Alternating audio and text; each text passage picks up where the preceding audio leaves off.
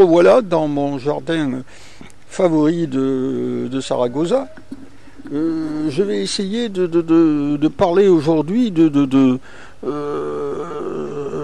la loi de la vie. Et beaucoup ont essayé de définir le bien, le mal, et ont essayé de définir Dieu ou son contraire. On a essayé de définir beaucoup de choses. Et en fait, il se pourrait, comme le chante un chanteur dont j'ai oublié le nom, et ça je l'indiquerai dans la vidéo, c'est mon habitude, vous le savez.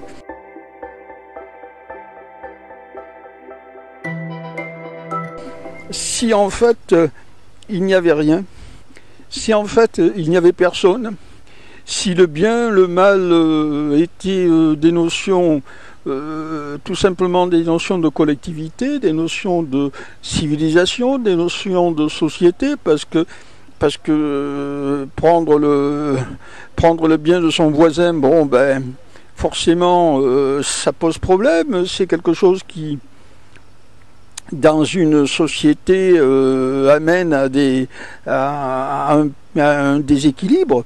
Ce n'est pas bien. Enfin, ce n'est pas bien, pas au sens que le bien et le mal. Tout simplement, ça amène un déséquilibre. Vous êtes d'accord avec moi? Tout ça est peut-être imaginaire.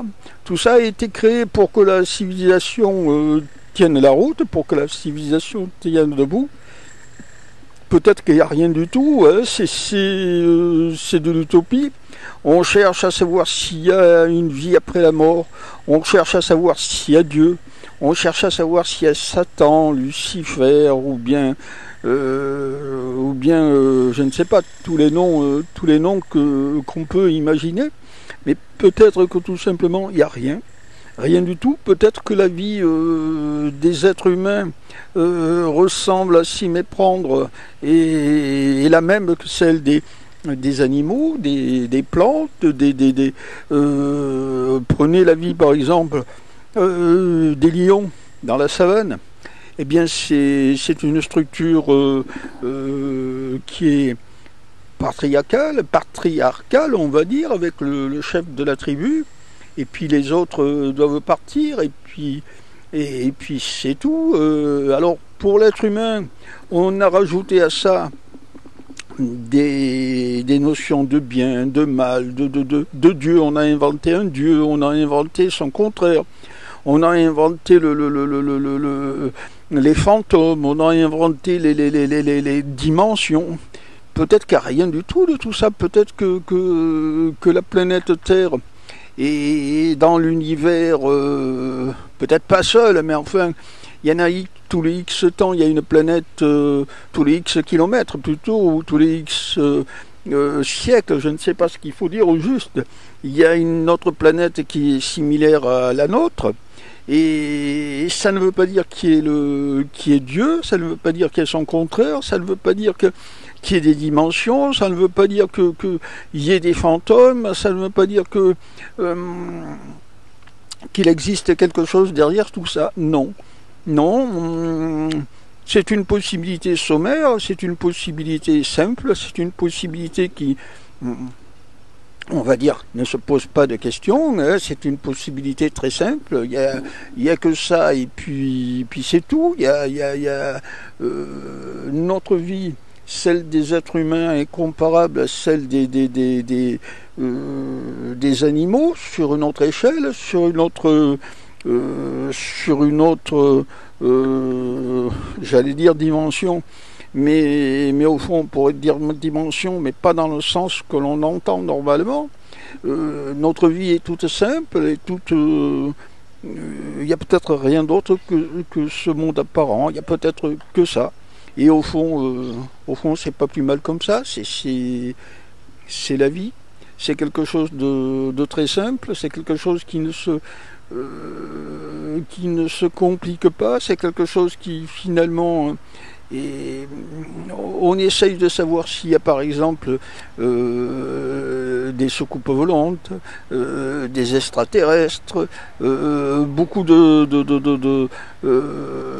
s'il y a des anges, des anges du bien, des anges du mal, s'il y a toutes sortes mais s'il existait rien, s'il existait que la vie sommaire que nous avons, les civilisations qui s'élèvent et puis qui disparaissent, hein, ou une fois qu'elles ont atteint un niveau qui, à mon sens, est à faire,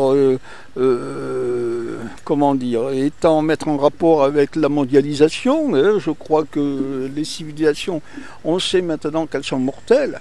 Ben, elles sont mortelles lorsqu'elles ont atteint un certain niveau d'évolution. Lorsque l'eau a atteint le niveau d'évolution, ben, elle bout. Alors lorsque la civilisation humaine a atteint son niveau d'évolution, c'est-à-dire que lorsque la mondialisation s'est réalisée, ben, qu'est-ce qui se passe?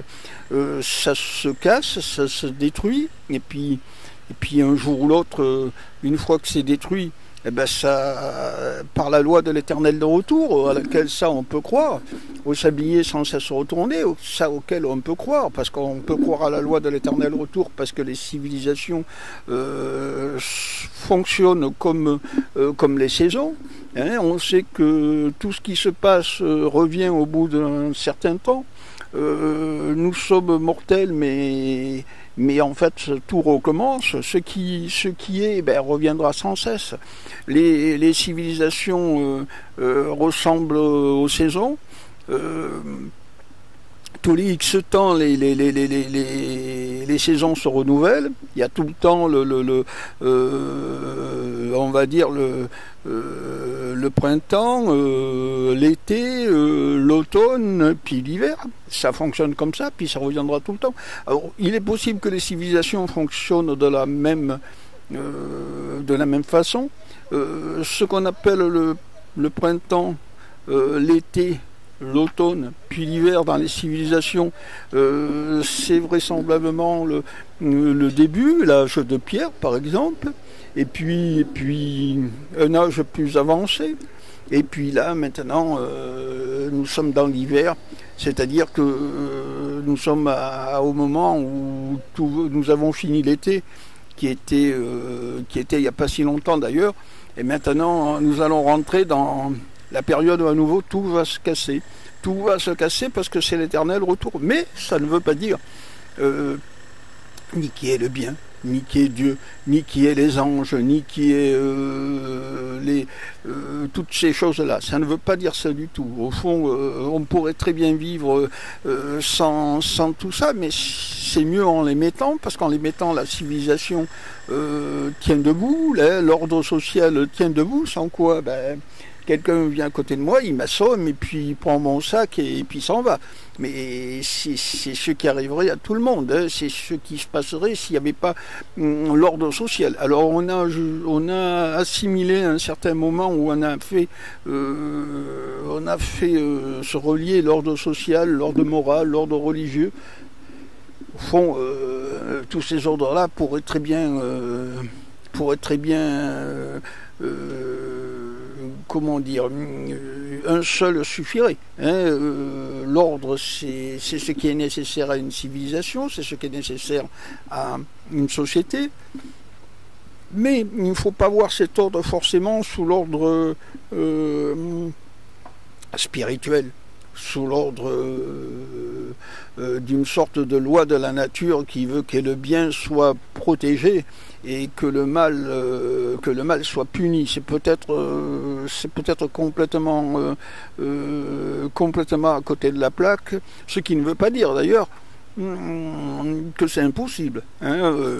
Je ne dis pas par là c'est impossible, je dis tout simplement, j'ouvre une sorte de parenthèse sur les discours que je fais d'habitude pour se demander si après tout il ne pourrait pas y avoir rien. Si notre planète ne pourrait pas être seule dans notre univers, et si ça ne veut pas dire qu'il ne pourrait pas y avoir d'autres ethnies similaires à la nôtre ou comparables à la nôtre, à des milliers d'années-lumière de là. Non, ça ne veut pas dire ça.